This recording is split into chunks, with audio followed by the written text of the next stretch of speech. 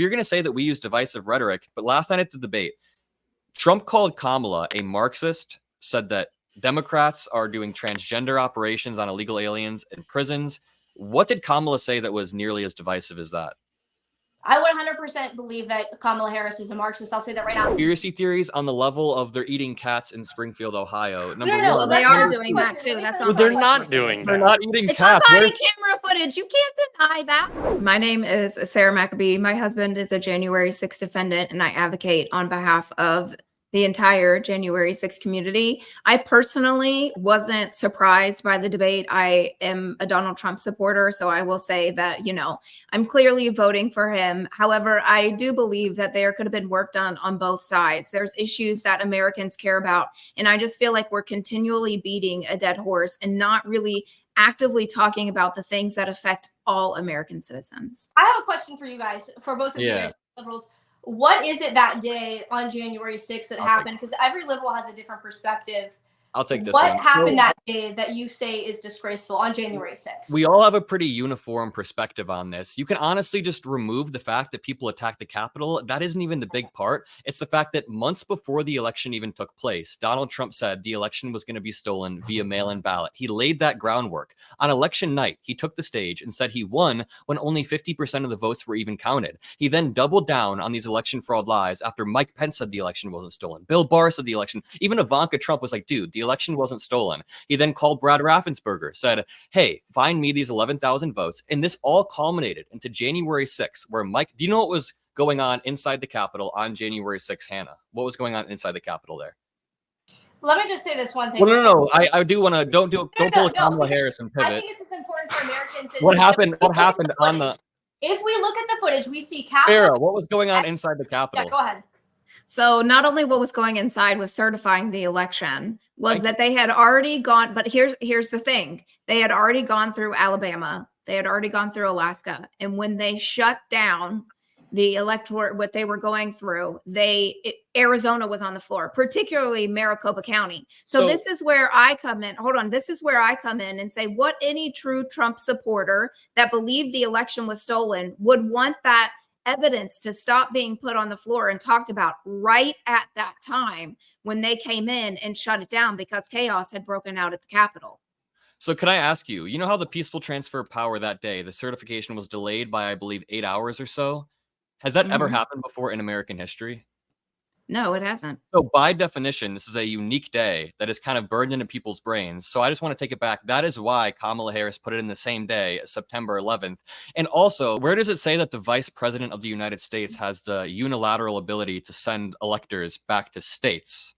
I don't think that's written anywhere. I don't think he has that power. So the process of the certificate, January 6th happens every presidential election. Yeah, they certify it, right? And so there are rules and regulations that they have to, and it's particularly when a presidential candidate raises concerns and says, we've, for the last 2 months, collected the evidence. Let's go through the evidence and look. So the thing is, you said something to the effect of they just wanted to go through the evidence before we certify the results, right?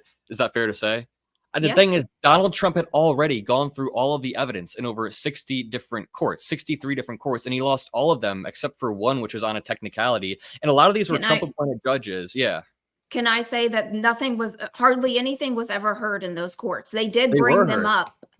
It wasn't even heard at the Supreme Court. It was shot down. You know, what happened on January 6th was absolutely unprecedented. And I have never advocated on the behalf of the violence that broke out that day. But what I have advocated on behalf on is individuals' rights and the constitutional rights. But what happened back in the Civil War, since Kamala Harris wanted to bring it up, is that President Abraham Lincoln and Johnson did give pardons to create unity within the United States after the Civil War has happened. That was a lot. And I just want to go one by one here, so I didn't mean to cut you off there. But as far as I do have a question, Adam, for you. Well, can I respond to a few of these things really quickly? Could just hold that for 1 second. I will answer. But when you talk about these court cases, I have a report that's an executive summary written by conservative judges. It's called Lost Not Stolen. It says of the 64 cases brought by Trump and his supporters, 20 were dismissed before hearing on the merits because they had no standing, which means they were looking for crazy remedies, like flipping the results of states entirely, but they didn't have the standing in the first place to do that. Unless, do you have a differing understanding of no standing?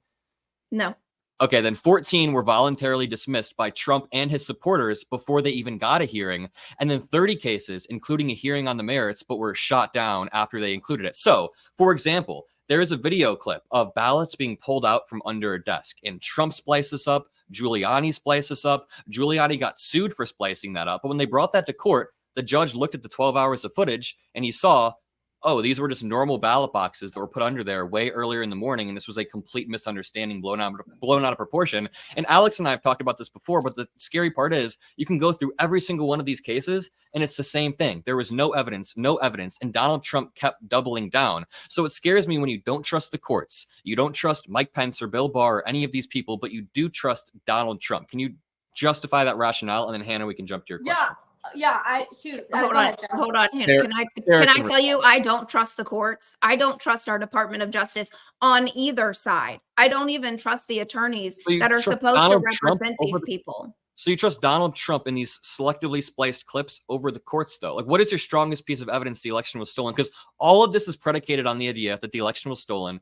Can I run a quick thought experiment? If the election wasn't stolen and Trump was lying about election fraud, could you then see why January 6th scares me, that disruption of the peaceful transfer of power? For no reason. Here's the thing. January 6th shouldn't scare anybody, except for it showed that our nation's capital is protected by an untrained police force, because you have to go back and look. Barely protected. Yeah, well, it's not on either side, because they should have been prepared when days before they knew people were coming to DC. It didn't matter who was coming. They should have had the National Guard there. However, control over who had ultimate authority over the National Guard? The commander. Nancy Pelosi. No. Nancy Pelosi. Why do you think when the commander-in-chief outranks the Speaker of the House every single time at 10 out of 10 times? There's President Trump requested the National Guard. He did not. He definitely did not. He absolutely did. There's paper trails. 3 hours. There's paper trails. No, there is paper trails. He requested the National Guard, and Nancy Pelosi and Mayor Bowser said no until earlier in the day. Nancy Pelosi called and said, roll the tanks down Pennsylvania Avenue. I want to feed my congressional members, and we have to open the lunchroom. That's what Nancy Pelosi said. Every official report has shown that Donald Trump watched it unfold on TV, and then after watching it unfold for multiple hours, he then told his supporters to go home. In fact, when he sent out that tweet that said Mike Pence didn't have the courage to do what needed to be done, there was a direct acceleration of violence. That was the exact moment that people breached the Capitol. Multiple different breaches. I have a question. No, the Capitol was no. The Capitol was breached while President Trump was still speaking down at the Ellipse. That is not true. That's not right on the timeline. Hold on, Adam. I am going to encourage you to do one thing, and that is to go watch January 6th, The True Timeline. And you are going to see play by play with different screens going on. And again, it's not political. It is showing you inside the House more chambers. Or less credible than 3,000 or 2,000 Mules, which Dinesh D'Souza came out and said, "Hey, this isn't even commentary. This isn't even people being interviewed. It is strictly footage from their own cameras." If you're going to say that we use divisive rhetoric, last night at the debate, if we want to center it, and I want Alex to stop in here too, because I saw you unmute your mic. But last night at the debate, Trump called Kamala a Marxist, said that Democrats are doing transgender operations on illegal aliens in prisons. What did Kamala say that was nearly as divisive as that? I 100% believe that Kamala Harris is a Marxist. I'll say that right now. Every single one of her What's your definition of Marxism, though? To Marxism. I'm sorry, what? What's your definition of Marxism, person? Well, Marxism is what feminism number one is what's foundational to Marxism. Ideas like gender ideology, creating confusion, creating a society with everybody walking around confused. So Marxism, it's ultimately a religion. And what we're seeing right now, throughout all of our society, throughout the educational system, Hollywood, everything that they're pushing. You look at all of Kamala Harris's policies. I completely believe what Donald Trump said, calling her a Marxist, is valid. Do you agree, Sarah? Is that your definition? You still haven't given a definition. You've said religion, feminism. You said Hollywood, and you said they. So is there a definition in there that I missed, or that's not what Marxism is? An idea to ultimately lead, is a culture, an idea to attack culture and to ultimately lead to an idea of communism. Now, communism is the way that the government is structured and run. But Marxism is more of a cultural basis in how things are going to be structured. Now, Alex, I don't know. I know you said you wanted to jump in, so I'll give that to you. So as far as Marxism goes, obviously, it stems from Karl Marx and the teachings and ideas and ideologies of Karl Marx and, Communist Manifesto, and whatnot. But in particular, when we're talking about Marxism, we're not talking about pure Marxism economically. We're talking about cultural Marxism as defined by the Frankfurt School in Germany, which had 11 points to subvert Western society, each of which are things that we are seeing in the 21st century in America. Things like the creation of racial offenses, things like continual change to create confusion, teaching sexual perversion to children, those kinds of things. When we talk about Marxism, we're talking particularly about cultural Marxism and the infiltration thereof that we see today in the 21st century in America. When it comes to Marxism, can you guys point me a policy that Kamala Harris promotes that is cultural Marxism?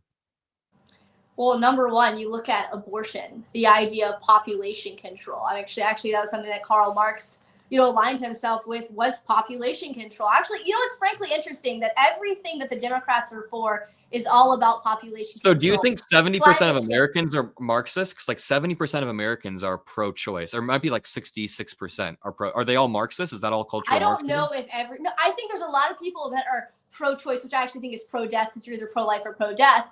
The thing that I have for women too is, what has Kamala Harris done for women? You talk about the abortion issue. Well, if you look at statistics, after a woman has an abortion, she's 155% more likely to have suicidal behavior, more than 40% more likely to experience depression. That's not pro-woman at all. Encouraging women to where are you citing those statistics? Noah, you want to take it off too? Kamala Harris has been a historic champion for women's rights in the White House. Now, you see investments in stuff like preventing women mortality rates, however you say it, maternity. How'd you say it earlier, y'all? Infant mortality rates, yeah. I say it every day, but I forgot. Mental health services for women and children in schools, public health investments. And Kamala Harris, could you tell me something Donald Trump's done for women? I'd like to know. Number one, he led for the overturn of Roe versus Wade. He vowed to keep men out of women's spaces and out of women's bathrooms. One of the most disgraceful things that I think Kamala Harris has done. The administration approves of transgender surgery for minors? Wait, I'm sorry, what did you say? You think that the Biden administration supports surgery for transgender minors? Through their statements they have. I don't know through their So if that is incorrect, the Biden administration has opposed surgery for transgender minors, and I could send you the link if you like to the New York Times. Go ahead. Okay, regardless, the thing that I'm concerned about, especially as someone that has done sports and competed, and I have friends that compete, I've been in bathrooms where there's men identifying as women in the bathrooms. I think the question again that I ask women that are voting for Kamala Harris, again, what has she done for women other than putting men in our spaces? What do you guys think? Do you guys think men should be allowed in our spaces? Men should be allowed in your spaces. If you're a transgender woman who is trans and you transitioned in the past, then sure. Yeah. It's not an actual issue. Yeah, I don't know what you're asking right now. Like we've talked about this. We've talked about this before. Let me pull this up. It's such a weak talking point. Yeah, would you want somebody like Buck Angel go into the bathroom with your daughter? Because that's the argument that you're making right now. Can I ask the three conservatives on this panel a quick question? Which bathroom should this person go into? Oh wait, sorry if you can't see that. Which bathroom? Is that Buck Angel? So Sarah and Alex, this is a woman who has transitioned into a man. And the point that they're trying to prove here is that that person should be allowed into the men's bathroom. I'm assuming is what you're saying, and they should not be allowed in the women's bathroom. The point that I'm making. Well, can I clarify my point real quick? My point is that when someone walks into a restroom, you don't like pull down their pants and see what their genitals are. You go based off of a vague set of characteristics. Does this person have a beard? Do they have long hair? And these characteristics can change with certain people. So when Buck Angel walks into a bathroom, you're not going to do a genital check. You're going to go, this person looks vaguely like a man. So I want to ask you again, when you see this person, does it strike you as going to the women's restroom? I don't know if you guys want to answer, but I guess, when I see them, man, sure.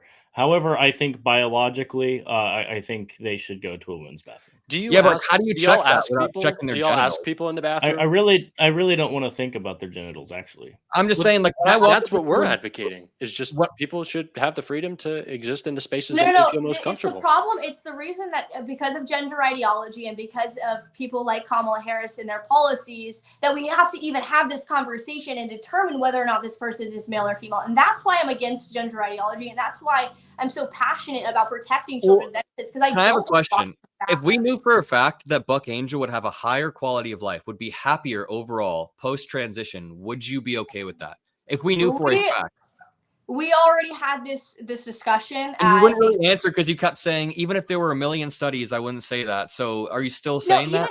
I said my response to you is, even if there were XYZ studies that people could become what a cat or a dog. But those studies don't exist. Those studies don't exist. This is when you have to have a level of moral basis. I don't know what happened. Okay, but what is your moral basis? Because my moral basis. She went to the Capitol. Yeah, and that's the thing. And that's the thing too. Is I'm a Christian. I believe in God.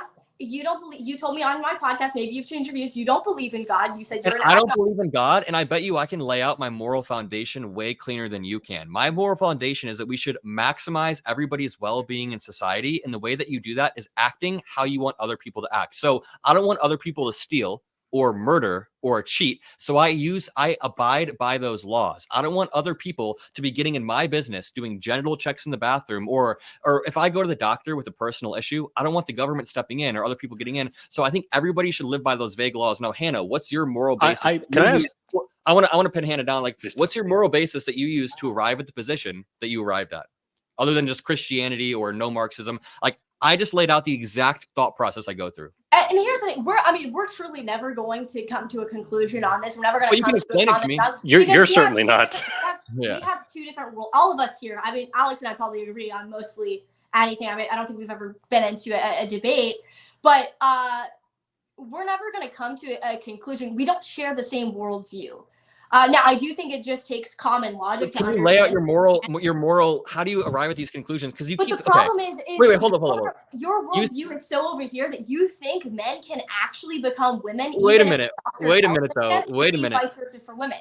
We're never going to agree upon that. You keep saying over and over, or you keep implying that I lack a moral foundation. You keep saying over and over that when it comes to transgender surgery or abortion or all of these things, you're implying I lack a moral foundation. I just laid out the exact process I use to arrive at conclusions, which is I want everybody in society to basically abide by a universal rule that maximizes our well-being, which means if I don't want other people stealing from me, I don't steal from them. What is your thought process when you're arriving at this, other than vague Christianities? Because I just have this feeling that you have a surface level understanding of blah, blah, blah, blah. But like, can you actually dig in and tell me what it is? Well, first off, if you look at the statistics of the happiness that our generation, first off, I think it's 27%, according to the Washington Post. It used to be 23%, but now it just skyrocketed up to 27% of our generation identifies as LGBTQ. Yet our generation is statistically the most depressed, most anxiety-ridden, most suicidal generation that we've ever seen in human history.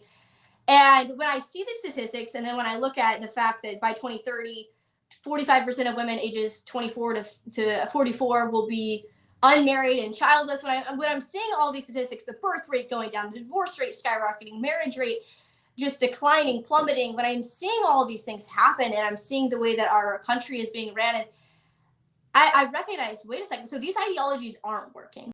If you guys made it this far in the video, you are an absolute trooper. Comment hi Adam and let me know if you want me to do more debate panels. I can get bigger and bigger guests. We can do better panels with more moderation. It'll really evolve and it'll be fun. Make sure you leave a like on the video, comment a blue heart, have a great day, and let me know, did the conservatives really drop any satisfying answers? I don't know.